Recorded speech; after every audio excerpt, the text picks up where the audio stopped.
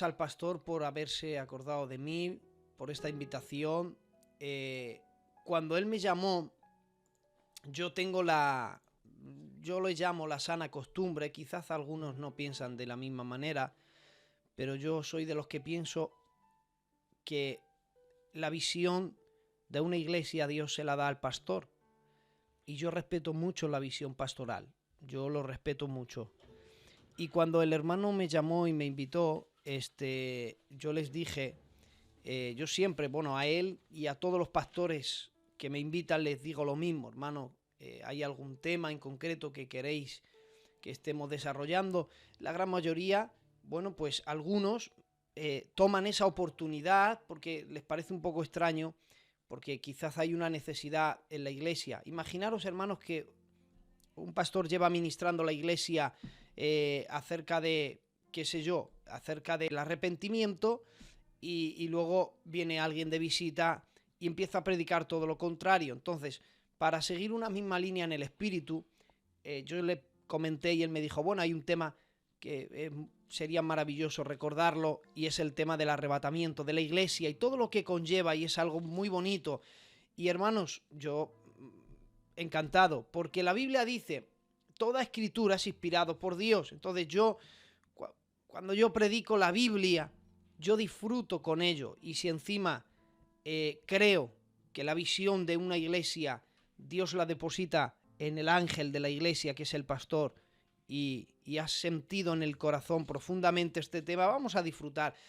Yo sé que no podemos olvidarnos de la situación en la que estamos viviendo, el COVID, hermanos, pero vamos a intentar, por medio de la escritura, olvidarnos un poquito, hermanos, sumergirnos en la palabra de Dios y disfrutar en esta tarde del maravilloso mundo que es las Sagradas Escrituras. Quiero que me acompañen a la lectura, si quieren tomar apuntes, notas, vamos a hacer este estudio sermonado, vamos a hacerlo ameno, donde vamos a ir extrayendo perlas a medida que vamos conociendo este tema con profundidad. No voy a profundizar mucho, simplemente voy a intentar que ustedes entiendan este tema tan maravilloso como es el arrebatamiento de la iglesia. Yo soy de los que pienso que el éxito de un predicador nunca estuvo en que le aplaudiesen, ni en que le invitasen, ni que saliera por internet, ni en carteles. No, el éxito de un predicador siempre estuvo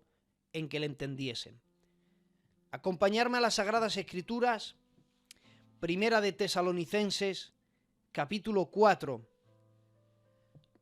y el verso 13 en adelante. Dice así la palabra del Señor: tampoco queremos, hermanos, que ignoréis acerca de los que duermen, para que no os entristezcáis como los otros que no tienen esperanza. Porque si creemos que Jesús murió y resucitó, así también traerá Dios con Jesús a los que durmieron en él. Por lo cual os decimos esto en palabra del Señor, que nosotros que vivimos, que habremos quedado hasta la venida del Señor, no precederemos a los que durmieron, porque el Señor mismo, con voz de mando, con voz de arcángel, con trompeta de Dios, descenderá del cielo, y los muertos en Cristo resucitarán primero. Luego nosotros que vivimos, los que hayamos quedado, seremos arrebatados juntamente con ellos en las nubes para recibir al Señor en el aire. Así estaremos siempre con el Señor. Por lo tanto, alentaos los unos a los otros con estas palabras. Alabado sea el nombre del Señor. Vamos a usar directamente las Sagradas Escrituras, y esto que les voy a decir ahora que sirva como una introducción a este tema tan maravilloso. Es maravilloso, hermanos, que entendamos en el contexto del arrebatamiento de la iglesia para aclarar mentes. Este es un tema muy importante, hermanos. Yo he escrito una síntesis de escatología que tiene 20 temas, cerca de 200 páginas, se llama Un vistazo a la eternidad, y es una síntesis de escatología, hermanos.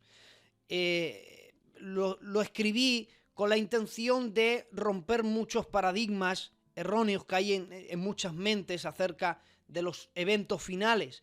Inclusive y máxime este tema es de vital importancia. Hay gente, hermanos, que rechaza el arrebatamiento de la iglesia, que creen que pasamos la gran tribulación, y eso es lo que vamos a intentar aclarar hoy, si es así o no es así con las Sagradas Escrituras, y a medida que aprendemos, Dios nos va a bendecir. Es interesante, por tanto, que en el contexto del arrebatamiento entendamos que Jesús mismo prometió recoger a los suyos.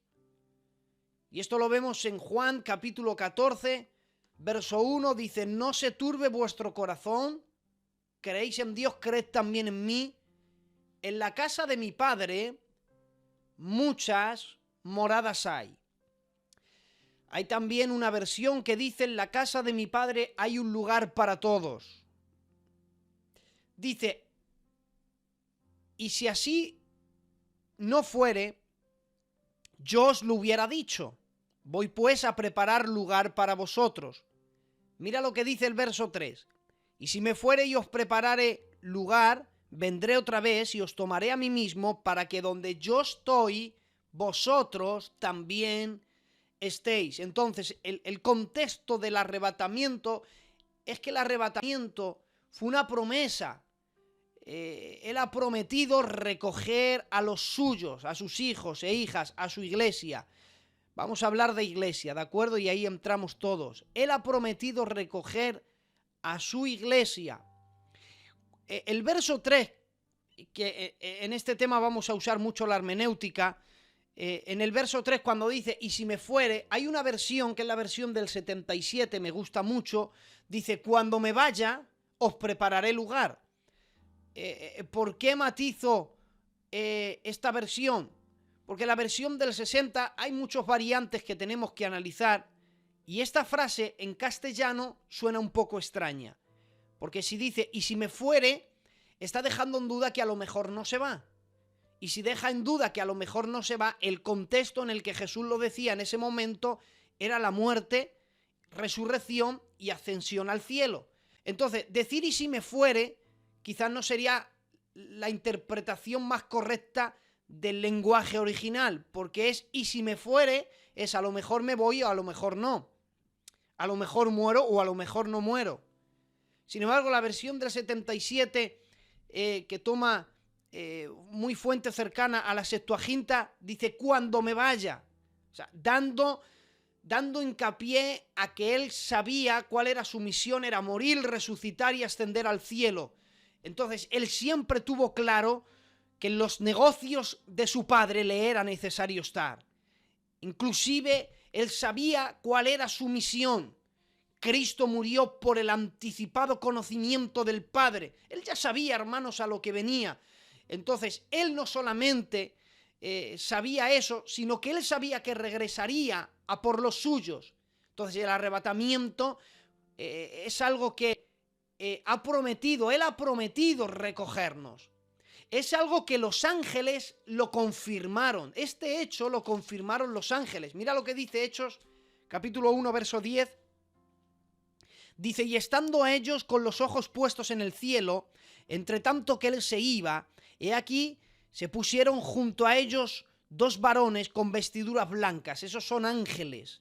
Eso tiene, hermanos, una interpretación preciosa y una historia maravillosa.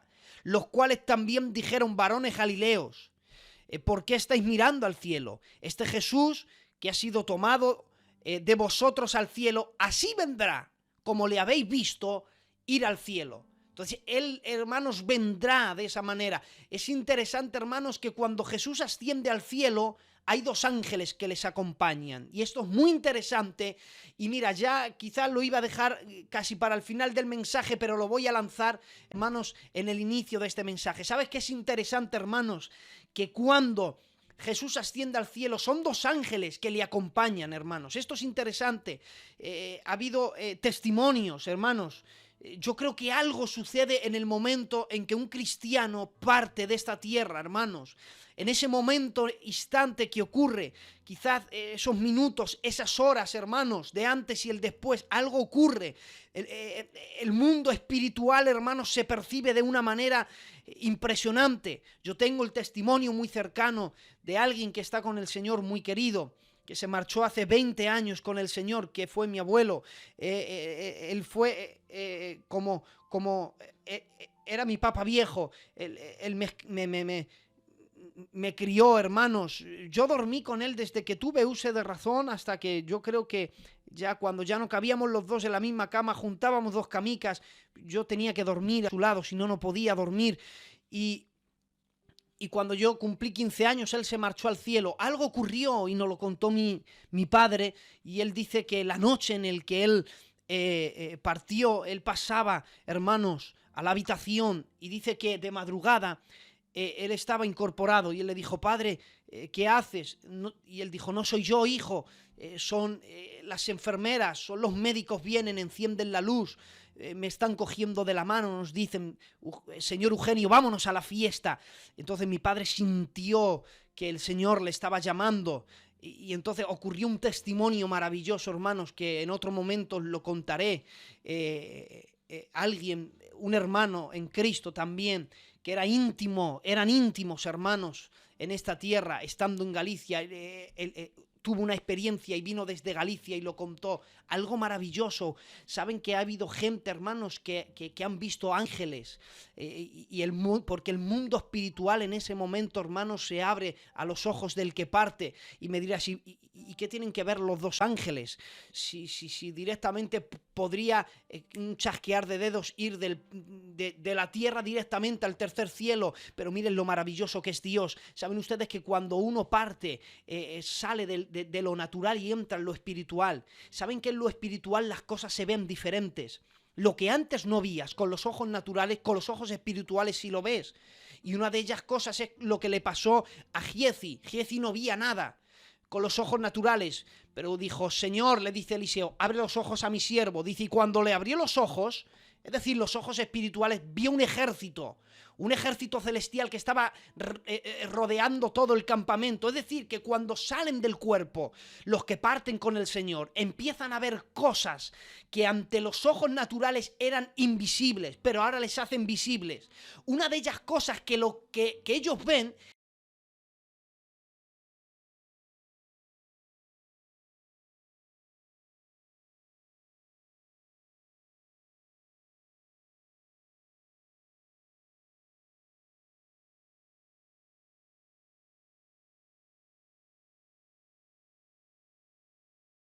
que nos enseña la Biblia que en la profundidad de la tierra hay, hermanos, demonios en prisiones que no salen, sueltos por la tierra. Según la Biblia hay demonios, pero en las regiones celestes, que es el segundo cielo, el cosmos, también hay demonios. Los de debajo de la tierra no salen, y los que están encima en el cosmos no descienden. Dios no les permite. ¿Qué pasa? Que en la gran tribulación, hermanos, eso sí va a suceder. Hay un ángel que abre, hermanos, un pozo que está en las profundidades de los mares, y del abismo salen espíritus, hermanos, de demonios, y se juntan los que están debajo de la tierra con los que están sueltos en la tierra. Pero en las regiones celestes ocurre que hay una caída de demonios, porque la Biblia dice, esa interpretación, hermanos, que tiene doble cumplimiento, que es la batalla en el capítulo 12 de Apocalipsis, hermanos, que el dragón arrastra con su parte de atrás, hermanos, la tercera parte de las estrellas y cae al cielo. La Biblia nos enseña que en la gran tribulación se unirán los demonios que están en las regiones celestes, los que están en la profundidad de la tierra, y los que están sueltos se van a juntar todos para operar bajo el gobierno de Satanás en la gran tribulación. Imaginaros, hermanos, aquellos tiempos, el terror que habrá sobre todo el mundo. Pero, hermanos, cuando unos parten con el Señor, ángeles le acompañan, porque, escuchen, podían teletransportarse directamente al cielo, pero lo que hace, hermanos, el Señor es que permite que el que parte empiece a elevarse, como lo hizo Jesús con dos ángeles al lado, y empieza a atravesar el primer cielo, y cuando llega al segundo cielo ve que millones de demonios, hermanos, están ahí. Seguramente en el mundo espiritual intentan, hermanos, dañar, pero no pueden. Hay 2 ángeles, hermanos, que van a su lado. Es decir, que eso es un tormento para los demonios, ver cómo la gente no se detiene en el segundo cielo donde ellos viven, sino que no pueden, no soportan, no pueden agarrarlos para que vayan a la presencia de Dios. Cada vez que alguien parte con Dios es un tormento para todas las huestes celestes. No pueden evitar que pasen por su territorio. El que ande en valle de sombra y de muerte no temerá mal alguno. No pueden echarle mano, hermanos, ni una legión de demonios puede tocar a un cristiano que parte con el Señor. Los ángeles confirmaron que venía. Es una promesa del propio Jesús.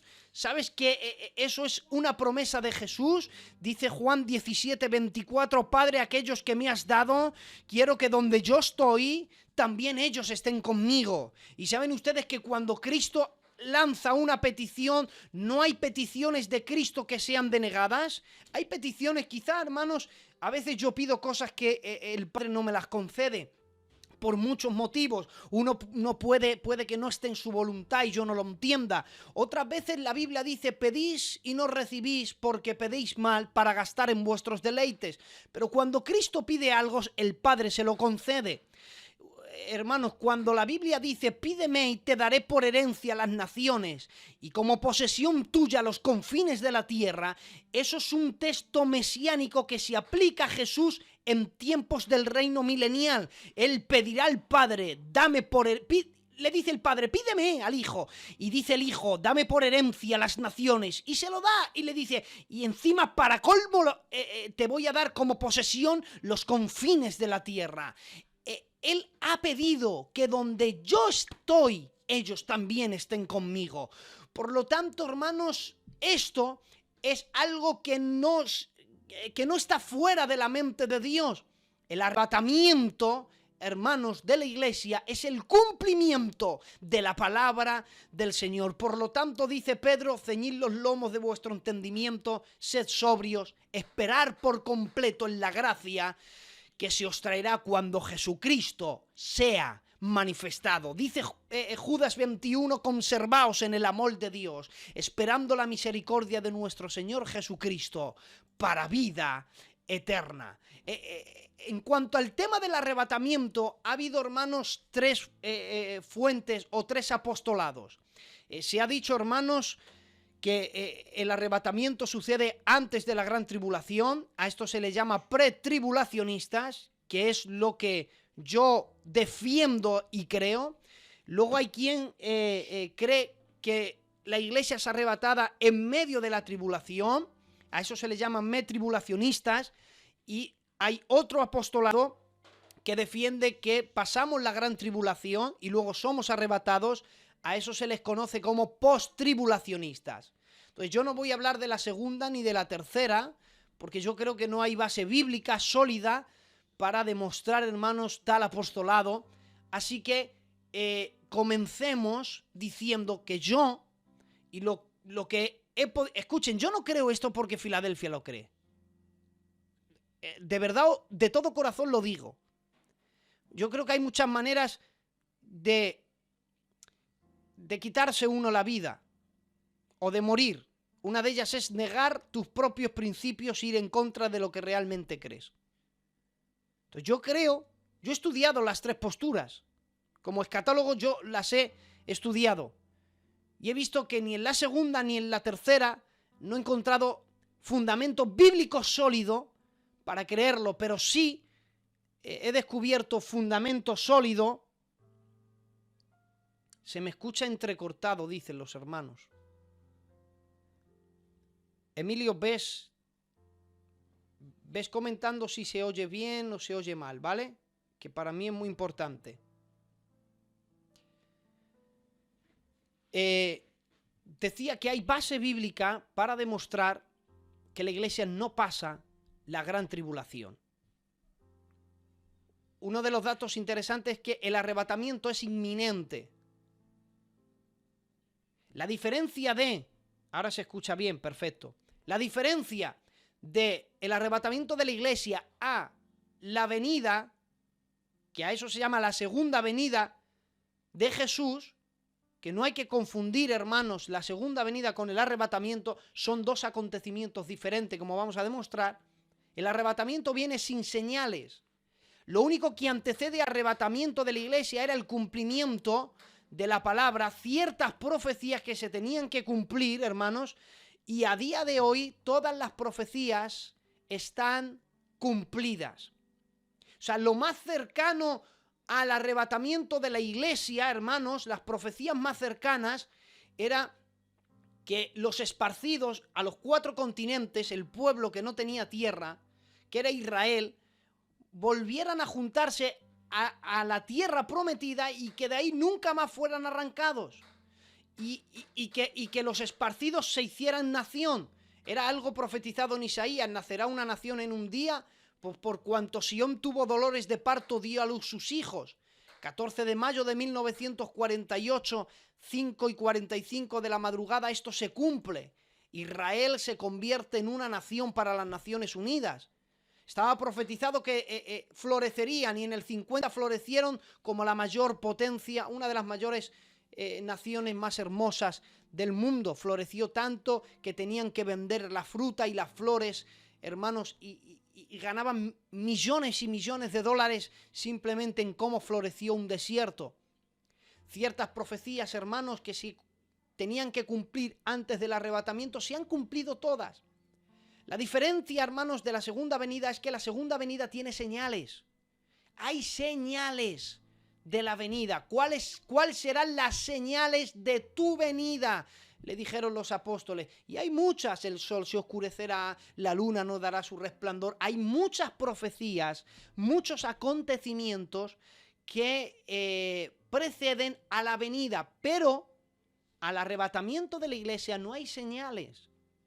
Cuando nosotros, hermanos, vemos que hemos visto estos años atrás algo increíble que no ha ocurrido nunca, y es cada 2 años la luna se convertía como en roja sangre y hubo en medio un eclipse solar, eso fue un acontecimiento astronómico sin precedentes. Eso, hermanos, más que ser una preparación para el arrebatamiento de la iglesia, el universo y el mundo, que está sujeto al tiempo, hermanos, tiene que prepararse para dar las señales de la venida. Es decir, si todo eso es una preparación para las señales de la segunda venida de Cristo, más cerca estamos del arrebatamiento incluso.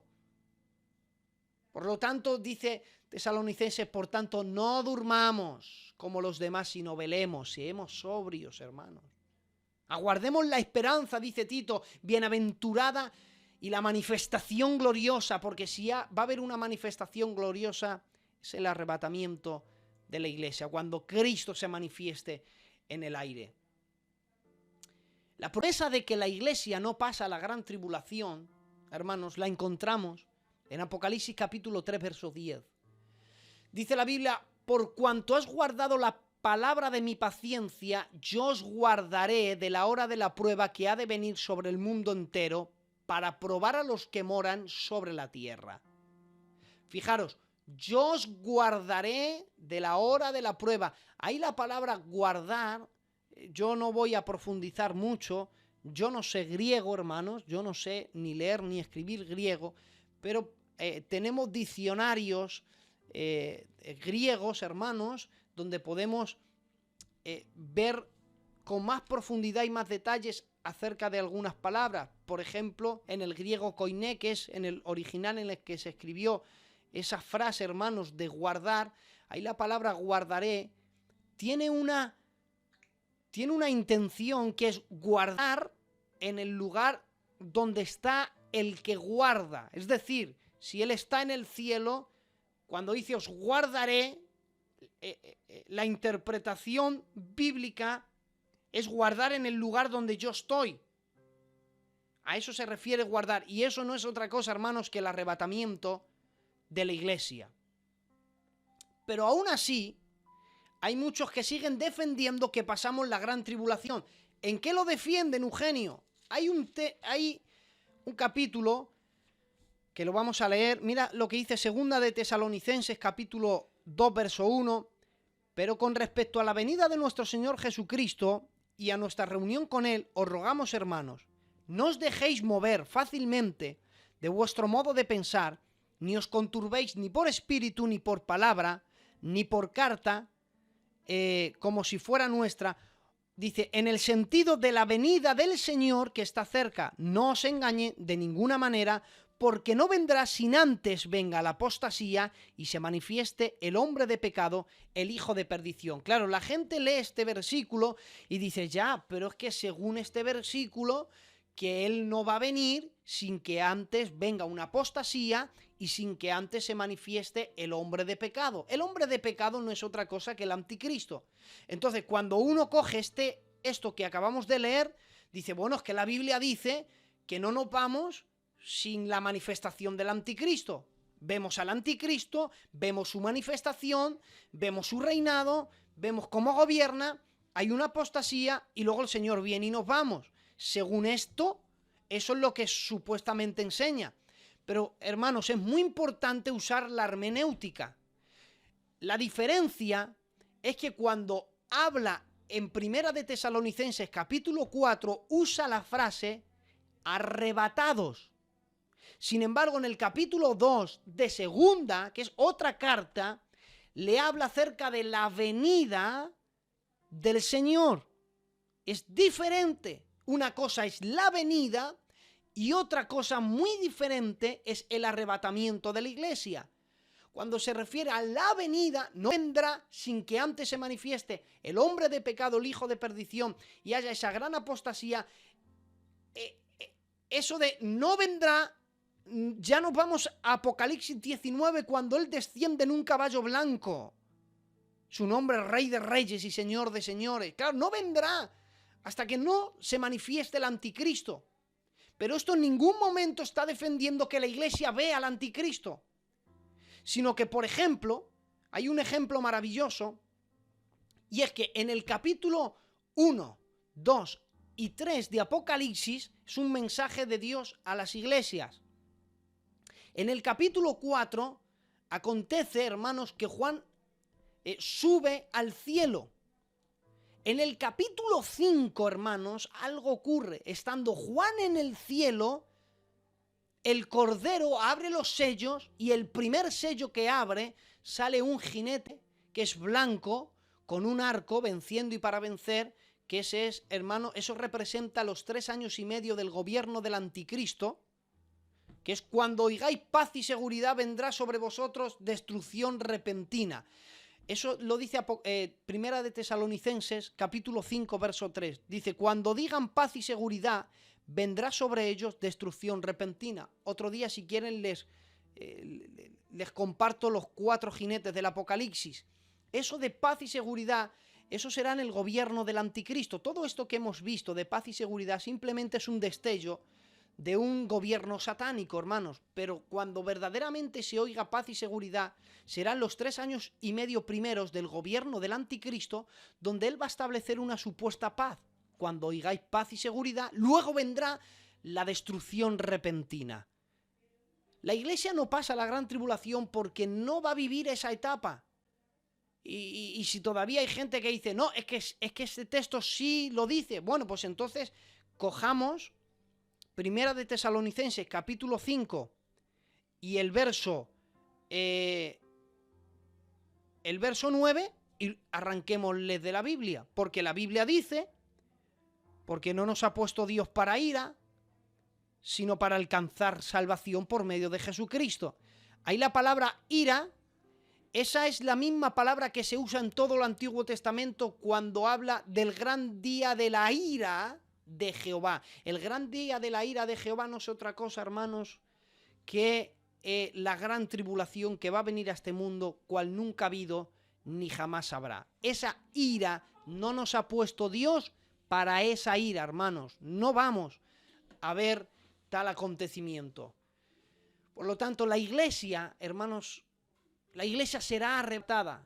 El arrebatamiento no es una falacia, no es un cuento chino, no es algo que nos hemos inventado. Nadie gana por ello, hermanos. Así que concluimos que el arrebatamiento de la iglesia, hermanos, tiene fundamento bíblico.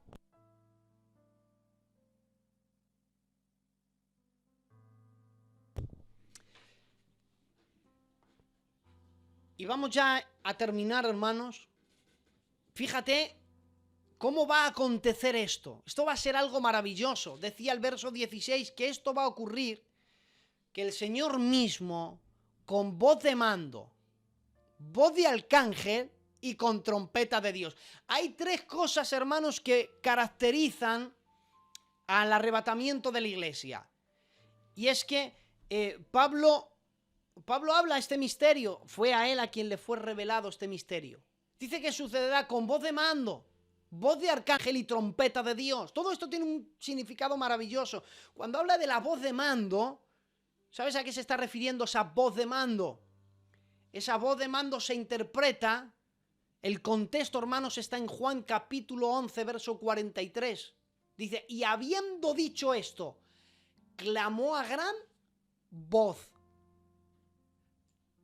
La misma palabra voz que se usa en Juan 11, 43 es la misma palabra que se usa en este versículo. Primera de Tesalonicenses, capítulo 4 y verso 16. Con voz de mando. ¿Sabes qué es esa voz de mando? Cuando le dijo, Lázaro, ven fuera.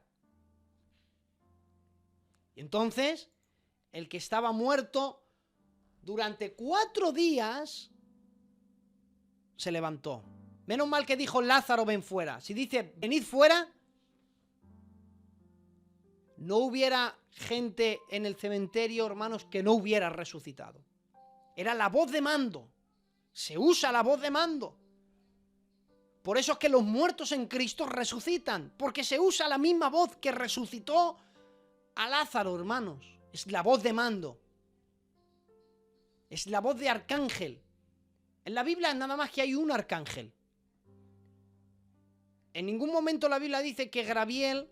Mira, el catolicismo o algunas fuentes enseñan que hay varios arcángeles.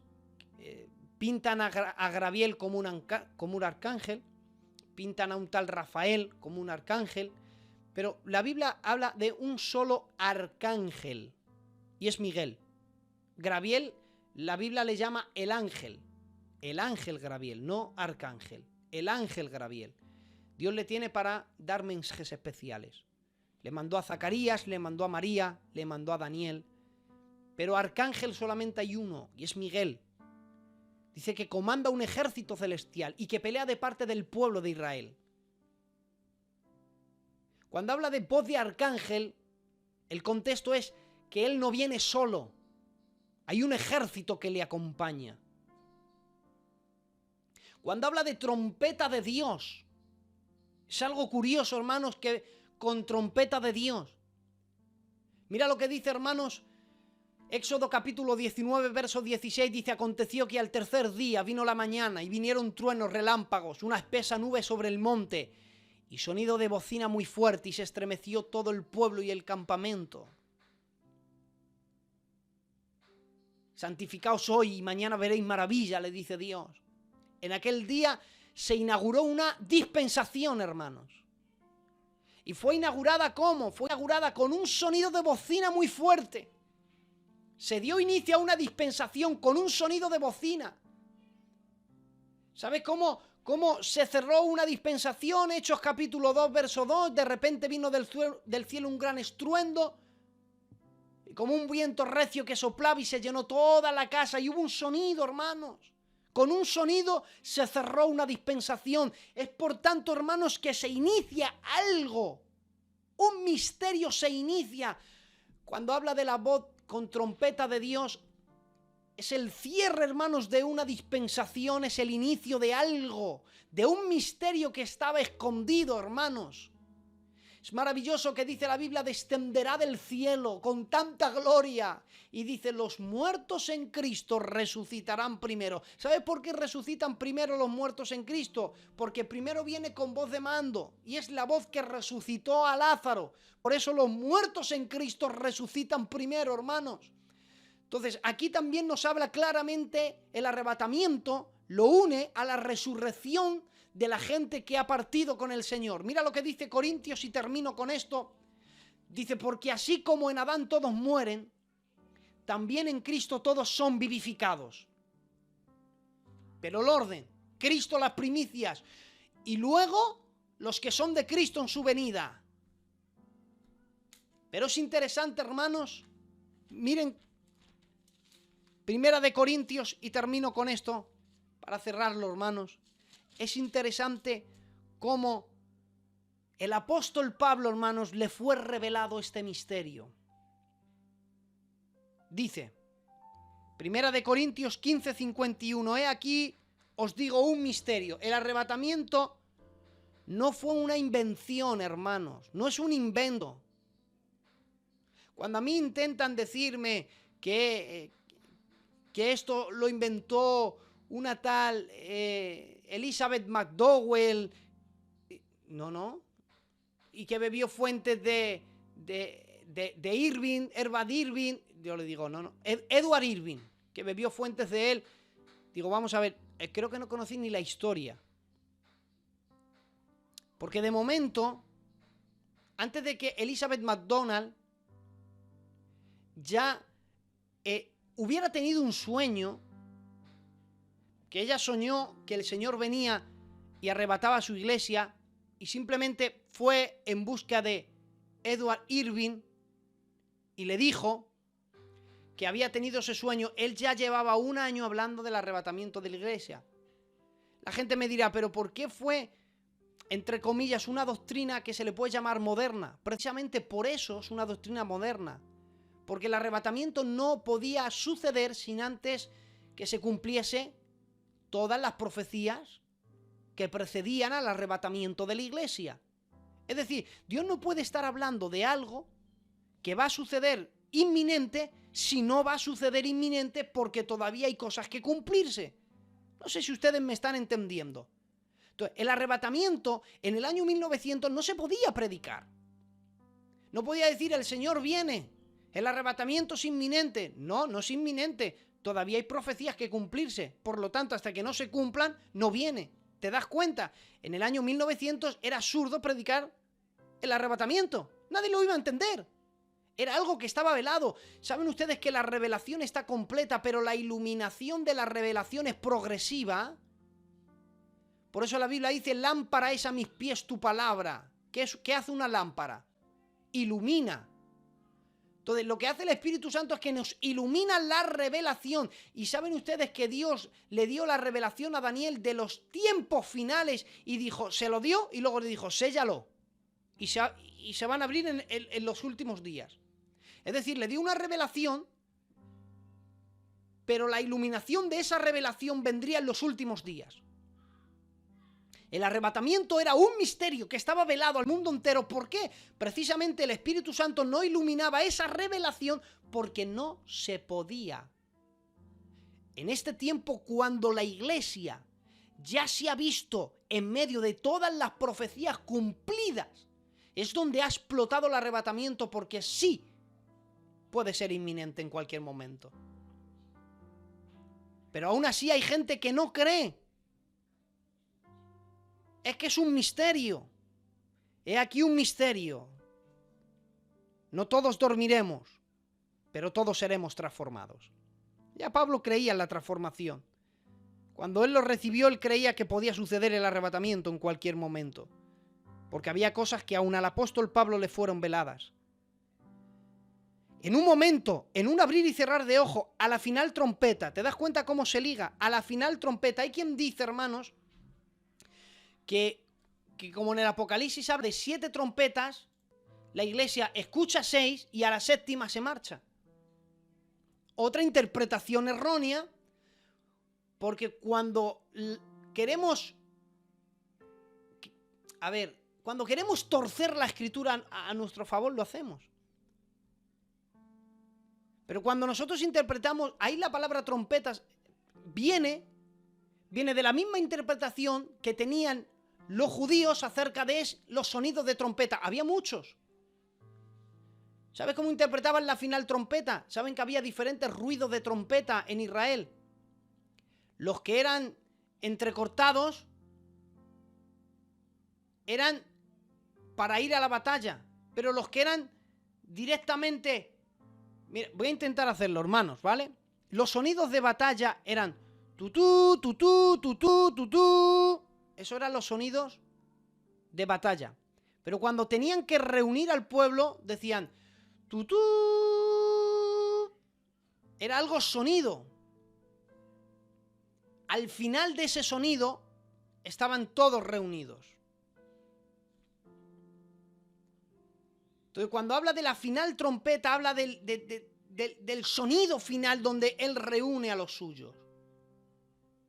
Y lo maravilloso es que en un hebraísmo encerró Dios el orden de un misterio como es el arrebatamiento, en un abrir y cerrar de ojos. ¿Saben ustedes que eso, si lo piensan, eso es un hebraísmo, hermanos? Porque si lo piensas, el arrebatamiento debería suceder al revés. El arrebatamiento es para gente viva. Pues debería ser en un cerrar y abrir de ojos. Pero aquí lo dice al revés. Dice en un abrir y cerrar. Un hebraísmo, hermanos, era una palabra que usaba un judío para entender mejor algo.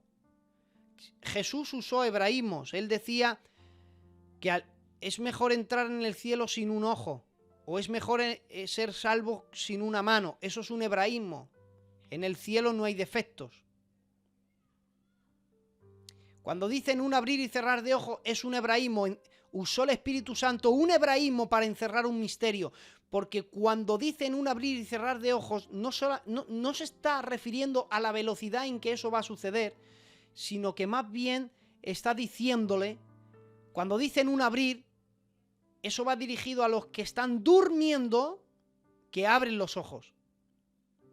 Y cuando dicen un cerrar, nosotros que los tenemos abiertos, los cerramos. En un abrir y cerrar de ojos. Le está diciendo, en este acontecimiento, primero los que duermen se despiertan y vosotros los vivos vais tras ellos y sois arrebatados. En un hebraísmo encerró Dios el misterio de los acontecimientos del arrebatamiento de la iglesia. Creo que más que nunca, hermanos, tenemos que aprovechar bien los días. Aprovechemos el tiempo porque los días, hermanos, son malos. Usemos, hermanos, este tiempo. Decía Miguel de San Fermín, le escuché hace algunos meses, quiera Dios que de esta experiencia salgamos con una versión mejorada de nosotros mismos. Busca a Dios, hermanos, conságrate, tómate el Evangelio en serio, cuídate mucho, cuídate de lo que oyes, de lo que haces, de lo que ves, cuídate, hermano, porque pasamos mucho tiempo solo y el diablo, hermanos, tendrá el lugar que nosotros queramos darle. No deis lugar al diablo, es decir, tendrá todo el lugar que nosotros queramos darle. Padre, te ruego por la iglesia de Loranca. Espíritu Santo, danos una pasión por la santidad como nunca. Una desesperación por buscarte, por consagrarnos, por dedicar nuestras vidas a ti y servirte. Señor, allí donde nos quieras usar, podamos servirte con devoción y compasión. Ayúdanos a vivir, a intentar, por lo menos en todo momento, serte fiel, Señor. Porque creemos que tú vienes en cualquier momento. Te esperamos. Y uso una frase de un príncipe que le tienes contigo. Decía Basilio Motos: vivo haciendo planes para 100 años. Estoy listo para partir en este momento. Y mi abuelo, que hace 20 años que está con el Señor, decía: vive como si Cristo hubiese muerto ayer, resucitado esta mañana y viniera esta noche. Que Dios os bendiga, iglesia de Loranca. Me habían dicho que se escuchaba a veces entrecortado. Yo he grabado este tema. Si ustedes quieren volver a escucharlo, nomás me lo piden por el candidato o el pastor y yo con gusto se lo envío. Espero que me hayan entendido este tema tan importante y hasta otro momento que me invite el pastor. Bendiciones y un abrazo para todos. Adelante, hermanos.